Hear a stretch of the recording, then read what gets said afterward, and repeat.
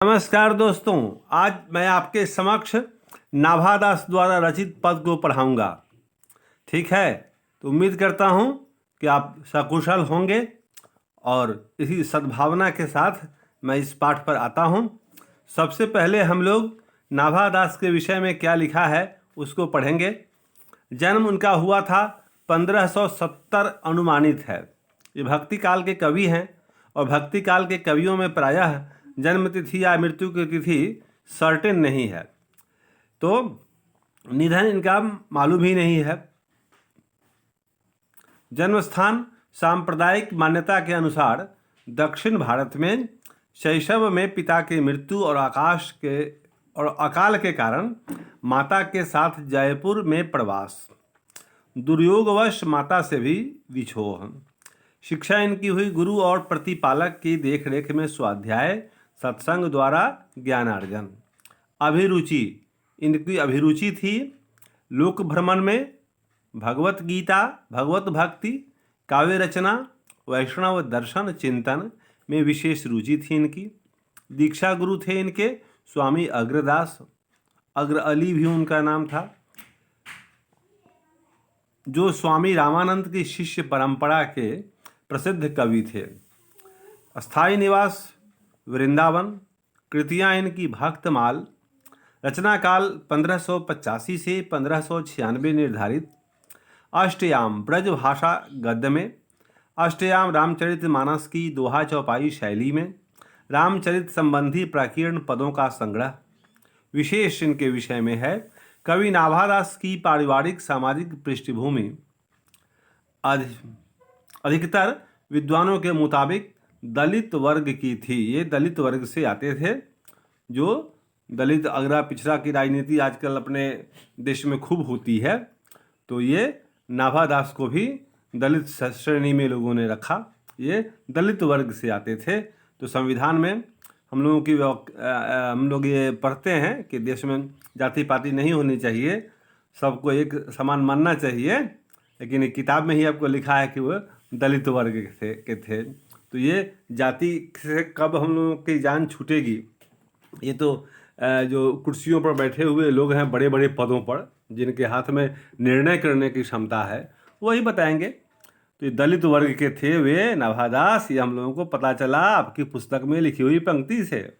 ठीक है ना, वे सिर्फ साहित्यकार थे या भक्त थे, इस संपादक महोदय को जिन्होंने इसकी पुस्तक का संपादन किया, इस पाठ का, उनका मन नहीं भरा, तो उन्होंने इनको दलित वर्ग का होने का प्रमाण हमारे समक्ष पेश किया। ये लोग देश प्रेमी लोग हैं, ये लोग बहुत बड़े बड़े पदों पर हैं, ये लोग सचिव स्तर के लोग होंगे। तो इन लोगों ने ये हम लोगों की मानसिकता में ठूसा है कि वो दलित वर्ग के थे। अब जो भी पाठक इसको पढ़ेगा तो वो मानेगा इनको दलित वर्ग का। अच्छा, कहीं यह होता कि इनको सिर्फ भक्त और साहित्यकार के रूप में ही लिखा जाता तो पाठकों के लिए अच्छा होता, लेकिन पढ़ाई के क्षेत्र में भी ये दलित मानसिकता और ये पिछड़ा मानसिकता और ये अगड़ा पिछड़ा में भेद, ये देश को तोड़ने वाली ताकतें इन यहाँ काबिज हो गई हैं, जो आपको दिखाई पड़ रही है। इनकी जाति लिखने की क्या ज़रूरत थी, लेकिन लिख करके बताया जा रहा है ये राजनीति है। जो आदमी संपादन किया है इस लाइन का, वो आदमी घोर राजनीतिज्ञ है और वो वोट की राजनीति कर रहा है। इसके लिए इस कास्ट को हाईलाइट किया गया है, ये जाति की भावना पैदा की जा रही है। नाभादास सगुणोपासक राम भक्त कवि थे। चलिए, मैं शिक्षक हूँ, मुझे इस सबसे कोई खास मतलब नहीं, मुझे यह पाठ पढ़ाना है आपको, इतना ही मेरा उद्देश्य है। नाभादास सगुणोपासक राम भक्त कवि थे। उनकी भक्ति प्रचलित राम भक्ति से थोड़ी भिन्न थी। उनकी भक्ति जो थी वो प्रचलित राम भक्ति से थोड़ी भिन्न थी, अलग थी।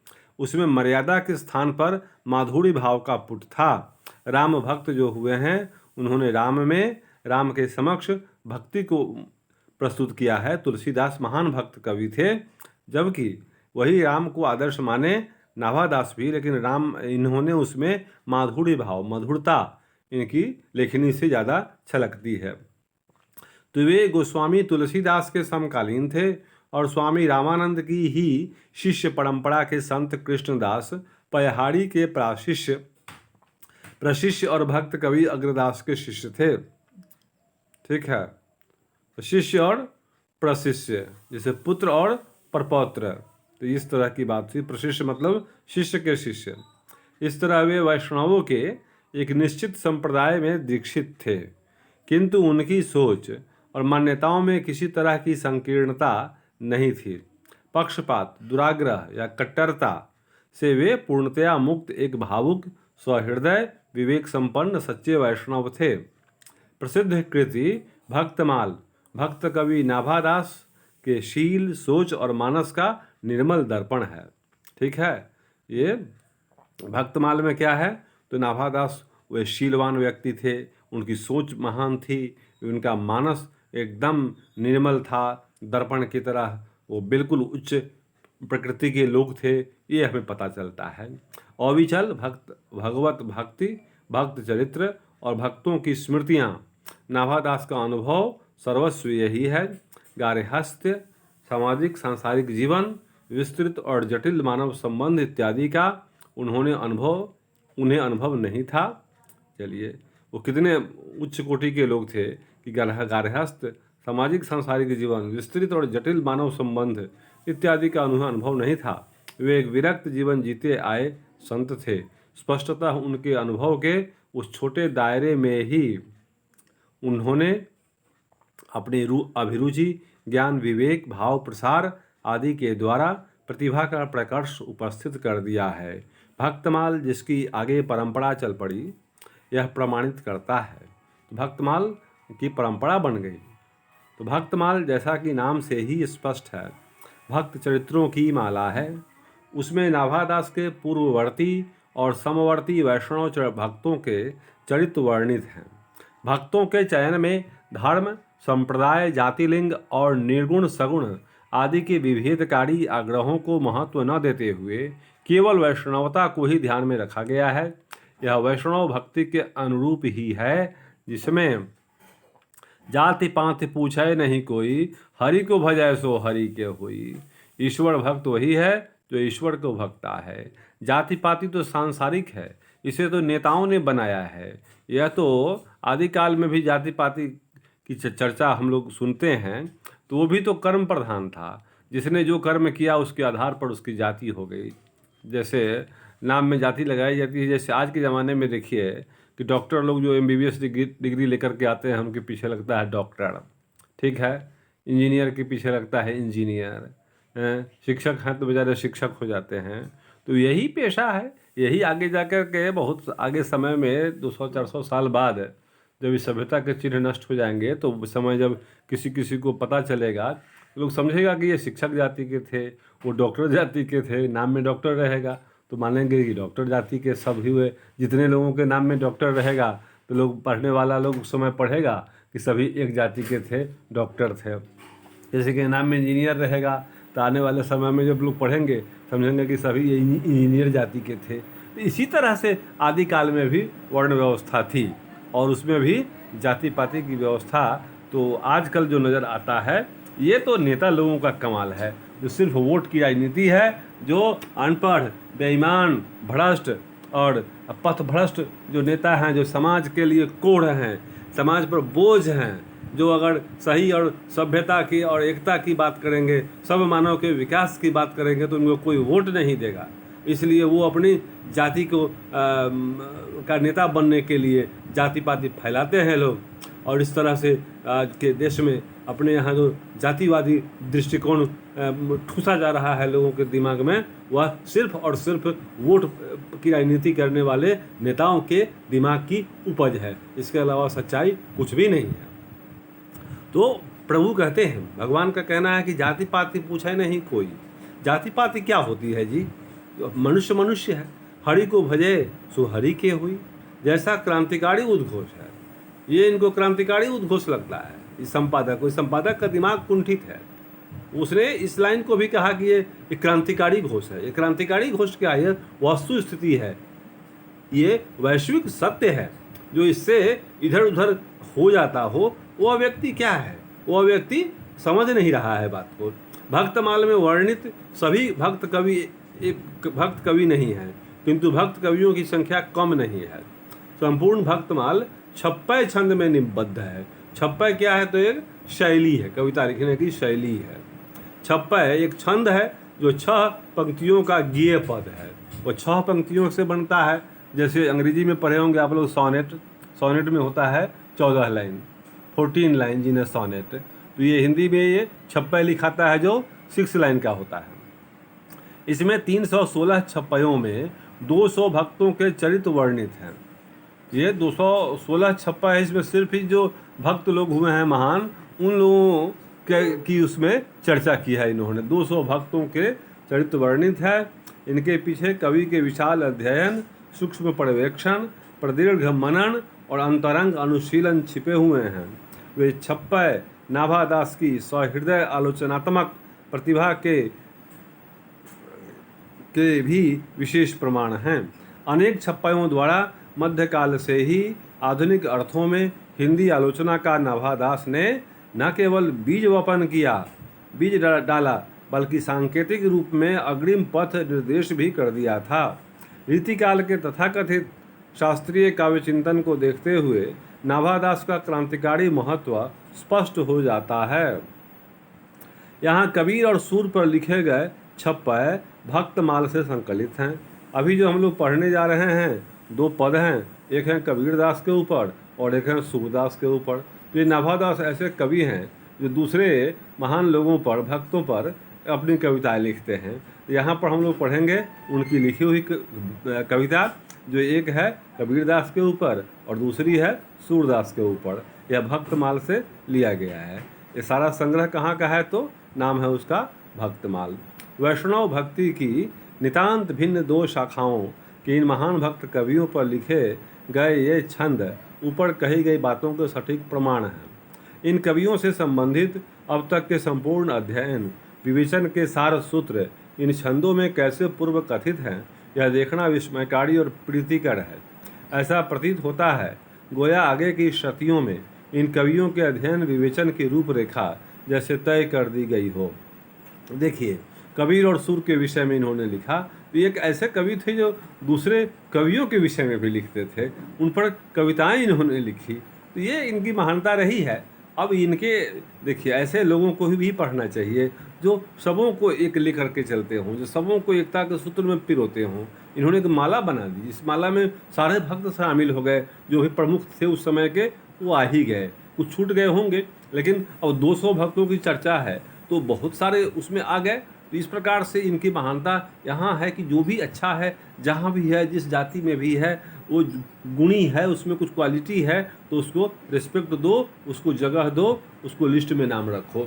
ये इनकी महानता।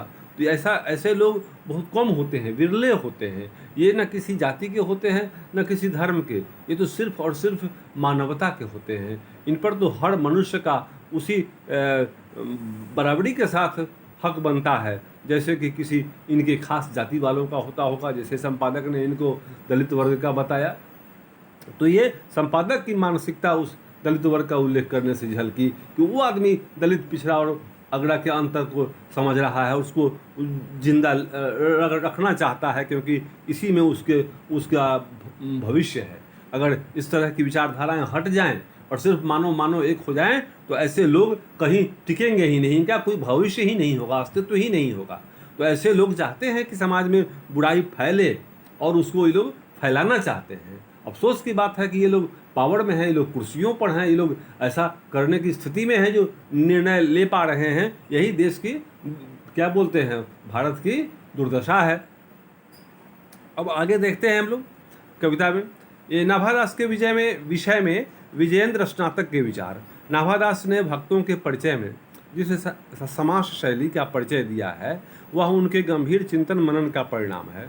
जिन भक्तों का परिचय उन्होंने लिखा है, उनकी रचना शैली, काव्य कला, भक्ति पद्धति एवं अन्य विशिष्टताओं आदि को प्रायः एक ही छप्पय में कूट कर समाविष्ट कर दिया है। एक ही छप्पय में उन्होंने अपनी काव्य कला को कूट कर भर दिया है। भक्तमाल मध्य युग के वैष्णव आंदोलन की रूपरेखा समझने के लिए सबसे अधिक प्रामाणिक और महत्वपूर्ण सामग्री प्रस्तुत करता है। इस भक्तमाल के विषय में ये माता प्रसाद गुप्त बोले कि भक्तमाल मध्य युग का जो वैष्णव आंदोलन था, उसको समझने के लिए एक प्रामाणिक और महत्वपूर्ण रूपरेखा है। ये कितना महत्वपूर्ण है। अब इसके आगे हम लोग देखते हैं छप्पन में लिखा क्या है। तो पहला पद है कबीरदास के विषय में। कबीरदास ने क्या कहा तो सुनिए, ये नाभादास का लिखा है कि भगति विमुख जे धर्म सो सब अधर्म करेगा। ये जो भक्त धर्म से विमुख है, मतलब जो भक्त धर्म का पालन नहीं करता। कुछ लोग समझते हैं कि कबीरदास किसी धर्म को नहीं मानते थे। जनाब, वो किसी धर्म को नहीं मानते थे, इसका मतलब ये नहीं है कि वो धार्मिक व्यक्ति थे, बल्कि वो कहते थे सारे धर्मों का जो निचोड़ है, सारे धर्मों का जो सार है, सारे धर्मों की जो मूल भावना है, परहित, सेवा भावना, ज्ञानार्जन, तो ये परहित हो, दूसरों का हित साधिए, दूसरों के लिए जीना सीखिए। मनुष्य जब देने की बात करता है तो वह देवता हो जाता है, लेकिन हम लोग देने वाले नहीं हैं, हम लोग लेने वाले हैं। तो हम लोग देवता नहीं, हम लोग लेवता हैं। तो आज से जब आप देने की भाषा बोलेंगे तो आप देवता की श्रेणी में आएंगे। हम लोग देवताओं के पास क्यों जाते हैं? इसलिए जाते हैं कि उम्मीद होती है मन में कि वहाँ जो भी मांगेंगे वो मुराद पूरी होगी, क्योंकि देवता देने वाला है, वो देने के लिए जाना जाता है, वो गिवर है, वह माफ़ी देता है, फॉरगिवर है, वो क्षमा कर देता है अपराधों के लिए भी। तो हम लोग देवताओं की शरण में, अपने आराध्य के समय की शरण में इसीलिए जाते हैं तो वहाँ मिलता है। तो जिस दिन से आप भी देने की भाषा बोलेंगे, जिस दिन से आप भी देने की मानसिकता बना लेंगे कि देंगे जियो तुम हजारों साल, यह है मेरी दुआ तेरे लिए, तुझे और क्या दूं ये दिल के सिवाय, तुझको हमारी उम्र लग जाए। ठीक ना? जियो हजारों साल, साल के दिन हो 50,000। तो ये भावना, जब तक ये भावना इंसान के अंदर नहीं आएगी, तब तक दुनिया में शांति नहीं होगी, तब तक दुनिया में प्यार का माहौल नहीं बनेगा, तब तक दुनिया में नफरत ही नफरत होगा। तो देना सीखो मेरे दोस्तों, पढ़ो, बड़े बनो, बड़े बनो तो बड़ा पद भी पाओ और बड़ी मानसिकता भी पाओ, बड़ा दिमाग भी पाओ, बड़ा दिल भी पाओ। दिल खोलो, उसमें पूरा संसार को संभालो, तो देखो दुनिया कितनी खूबसूरत हो जाती है। तो ये दर्शन पढ़ते हैं हम लोग, ये भक्ति काल की कविताएं पढ़ रहे हैं। तो ये क्या है? पूर्णतः गिवर है। भक्ति काल के कवि लोग देने की बात करते हैं कि बस भगवान और उसके अलावा भक्त। भक्त क्या है? भगवान के सामने झुका हुआ। कबीरदास बोले कि भक्ति विमुख है, भक्ति से जो विमुख है, जो प्राणी भक्ति नहीं करता, वो समझिए कि सब अधर्म कर ही गए, वो सारा अधर्म कर गया, वो सारा पाप कर गया। जिस इंसान ने धर्म को छोड़ा वो सारा पाप कर गया, सारा अधर्म कर गया। योग यज्ञ व्रत दान भजन बिनु तुच्छ दिखाए। योग व्रत, योग यज्ञ व्रत दान, सब भजन जो भी करो, लेकिन भक्ति नहीं है तो ये सब तुच्छ है, व्यर्थ है, नीचा है। जो कुछ भी करो तुम्हारी भावना होनी चाहिए भक्त जैसी। तू इस संसार में आया है, तुझे किसी ने बनाया है, तू खुद बन करके नहीं आया और तूने इस संसार को नहीं बनाया। तो इस संसार में तुम्हारा रोब नहीं चलेगा। प्रकृति ने तुझको बनाया है तो प्रकृति की महानता स्वीकार कर, प्रकृति के सामने सरेंडर बोल, और तब देखो जीवन कितना खूबसूरत हो जाता है। दूसरों के हित की बात सोचो, हमेशा औरों के लिए भी सोचो।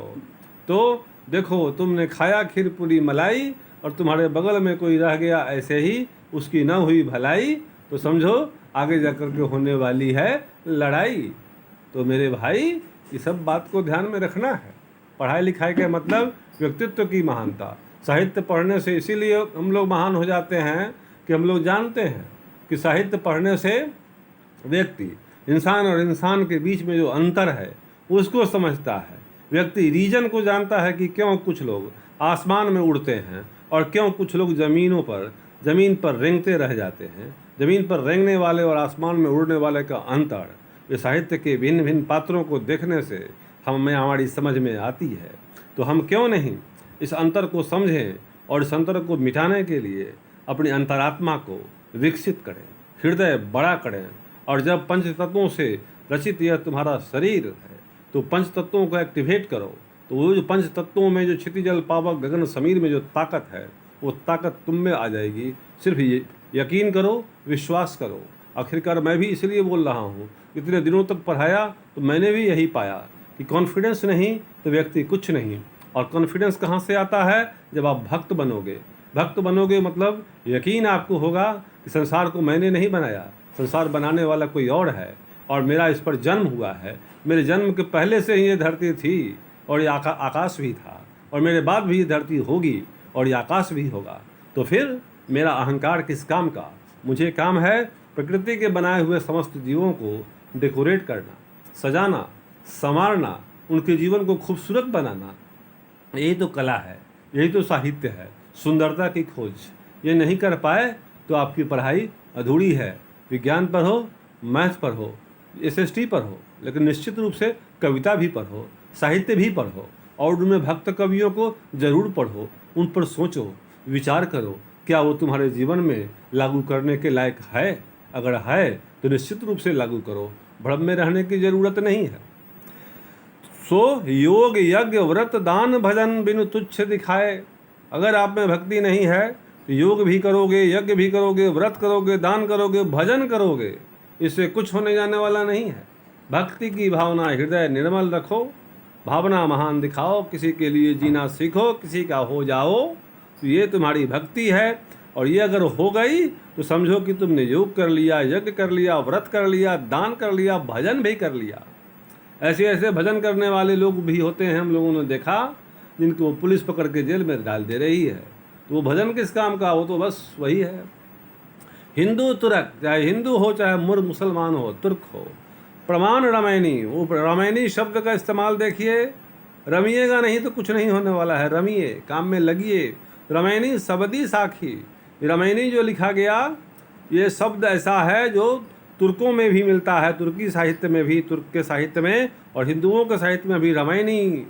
तो ये जो शब्द है यह प्रमाण है, साखी है, यह उदाहरण है। ऐसा रमैनी हर धर्म में, हिंदुओं की किताबों में भी और तुर्कों की किताबों में भी रमैनी का इस्तेमाल हुआ है। तो इसको मानो, रमो, रम जाओ किसी में, किसी का हो जाओ। पक्षपात नहीं वचन सभी के हित की भाषी। पक्षपात करके नहीं बोलो, ये मत सोचो कि मेरी जाति का और उसकी जाति का, ये गरीब और वो अमीर, नहीं, वह इंसान है। तो इंसान को इंसान समझो, वो तुम्हारा भाई बहन है। ये सांसारिक बनाया हुआ जाति पाति, ऊंच नीच, ये गोरा काला, ये सब व्यर्थ है। हकीकत यह है कि मानव मानव एक है। तो पक्षपात नहीं करो, किसी के फेवर में नहीं बोलो, बल्कि वचन सबही के हित की भाषी। ऐसा बोलो जो सबों के हित की भाषा हो, सबका हित सधता हो। परहित, पर का हित, दूसरों का हित पहले सधे, अपना हित बाद में सोचिए। तो दूसरों का हित सधे, परहित, तो ये सबके ही के हित की भाषी, सबके हित की जो भाषा है उसको बोलिए।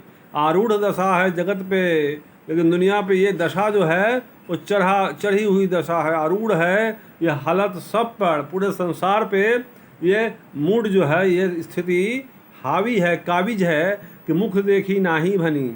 कि मुख देख करके आदमी बोलता है, तो मुख देख करके नहीं बोलिए, मुख देख करके नहीं बोलिए, बल्कि जो सच्चाई है, जो हकीकत है, जो सच है, उसको बोलो।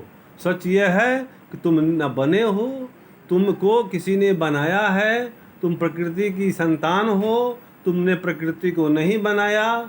तुम्हारे कुछ कार्य हैं तो तुम्हें अपनी आंखों से दिखाई दे, उसको देखो, जो तुम्हें महसूस हो उसको मानो, और इसके अलावा किसी के भ्रम में मत पड़ो।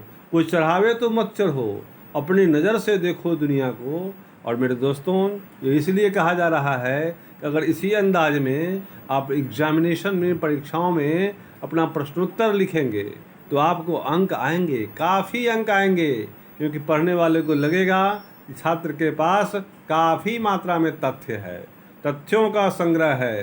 तो ज्ञान आपको दिखाना होता है परीक्षाओं में, आप क्या जानते हैं ये लिखना होता है। भाषा शुद्ध हो, शब्दों का सही चयन और वाक्य सही हो, सुंदर हैंड राइटिंग हो, तो आप नंबर तो इतना लाओगे कि फिर क्या कहना, आपकी जय जय हो। तो कबीर कानिस राखी नहीं, वर्णाश्रम षट दर्शनी। कबीर ने इतना विध्वंस किया कि जो प्राचीन परंपराएं थी वर्णाश्रम कि जो बाप करता था वही करेगा बेटा, जो बाप की जाति हुई बेटा की जाति हुई, वर्णाश्रम व्यवस्था, षट दर्शनी जो दर्शन था, पुराना जातीय व्यवस्था, धार्मिक व्यवस्था, जो सेट माइंड है पहले से, उसको पर कबीर ने कुठाराघात किए। कबीर ने हिंदुओं की आलोचना की, कबीर ने मुसलमानों की आलोचना न की, कबीर ने सबों की आलोचना की, कबीर ने किसी को नहीं छोड़ा। क्यों नहीं छोड़ा? क्योंकि कबीर सच्चाई के उपासक थे। कबीर को लगता है कि हिंदुओं में भी सच्चाई है, मुसलमानों में भी सच्चाई है, इसलिए किसी का पक्ष लेने की ज़रूरत नहीं है, बल्कि दोनों की जो गुण हैं, जो खूबियाँ हैं, उनको स्वीकार करो, उनके सामने सर झुकाओ, और तब जाकर के तुम ज्ञान अर्जित कर पाओगे। किसी शाखा की नहीं आदमी नहीं बनो, किसी ब्रांड का आदमी नहीं बनो, सबसे ऊपर तुम मनुष्य बनो, तुम महामानव बनो। तो man making, character making, nation building, ये उद्देश्य इंसान का होना चाहिए, और ज्ञान को उसी पर आधारित होना चाहिए। तो वर्णाश्रम व्यवस्था जो पहले से षट दर्शनी है, जो फिलॉसफी सब है पहले का, वो सब पर ही कबीर ने ये आडंबर कह के कर्मकांडों की आलोचना की कबीर ने। उन्होंने सिर्फ और सिर्फ अर्थ को तरजीह दिया।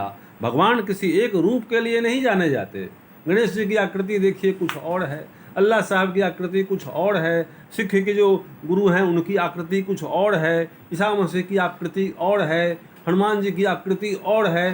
तो ये भिन्न भिन्न तरह के जो देवी देवता हैं, आराध्य हुए हैं दुनिया में, ये रूप के लिए नहीं जाने गए, ये जाने गए उस गुण के लिए, उस स्वभाव के लिए, जिस स्वभाव से किसी दलित, पीड़ित, किसी ज़रूरतमंद की सहायता होती हो, किसी कमज़ोर की रक्षा होती हो। ये कार्य जिसने किए वो ईश्वर के किसी श्रेणी में खड़ा हो गया। तो अगर ये बात समझ में आती है तो कबीर को पढ़ने का मतलब समझ में आया। तो मैंने समझा कि कबीर को मैंने पढ़ाया। ये छोटी कविताएं इसीलिए होती हैं, 56 है, 6 लाइन में ही 56 अर्थ हैं। तो आपको इनको मैंने पढ़ाया, मुझे पढ़ाने का सौभाग्य मिला वीडियो के माध्यम से। आपने इसको सुना, इसके लिए धन्यवाद। अब हम लोग सूरदास के ऊपर, कबीरदास सूरदास के ऊपर क्या है, नाभादास की कविता, उसको पढ़ेंगे। सूरदास की कविताओं में हम लोग जानते हैं कि ललित प्रेम है, मतलब उनमें अनुप्रास है, उनकी भाषा बड़ी खूबसूरत है, भाषा शैली डेकोरेटेड है, एकदम अलंकारों से ओतप्रोत है। तो हम लोग उसको पढ़ेंगे। जैसे देखिए सूरदास के विषय में, उक्त चौज अनुप्रास वर्ण और स्थिति अति भारी।